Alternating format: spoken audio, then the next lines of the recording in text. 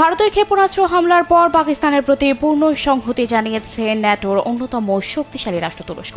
এবার পাকিস্তানের পাশে দাঁড়ানোর জন্য তুর্কির প্রেসিডেন্ট রিসেপ তাইয়েপ এরদোয়ানের প্রতি কৃতজ্ঞতা জানিয়েছেন প্রধানমন্ত্রী শাহবাজ শরীফ। বুধবার এক ফোন আলাপে তিনি এরদোয়ানকে ধন্যবাদ জানান এবং পাকিস্তান সেনাবাহিনীর পেশাদার ও দ্রুত প্রতিক্রিয়া সম্পর্কে অবহিত করেন।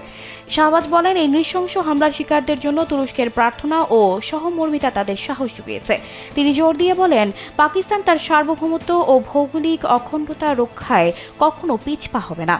এছাড়া শাহবাজ শরীফ দক্ষিণ এশিয়ায় উত্তেজনার হ্রাস ও আঞ্চলিক শান্তি প্রতিষ্ঠায় তুরস্কের কূটনৈতিক প্রচেষ্টাকেও সাধুবাদ জানান। এর আগে পাকিস্তানে নিযুক্ত তুরস্কের রাষ্ট্রদূত দেশটির পররাষ্ট্রমন্ত্রী ইসাক দারের সঙ্গে সাক্ষাতে এই সমর্থন ব্যক্ত করেন।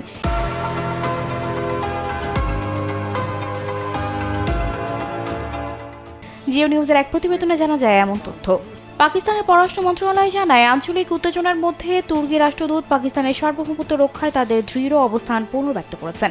পররাষ্ট্র মন্ত্রণালয়ের মুখপাত্র শফকাত আলী জানান, উভয় পক্ষই আঞ্চলিক নিরাপত্তা পরিস্থিতি নিয়ে বিশদ আলোচনা করেছে এবং দ্বিপাক্ষিক সহযোগিতা আরও জোরদার করার প্রতিশ্রুতি দিয়েছে।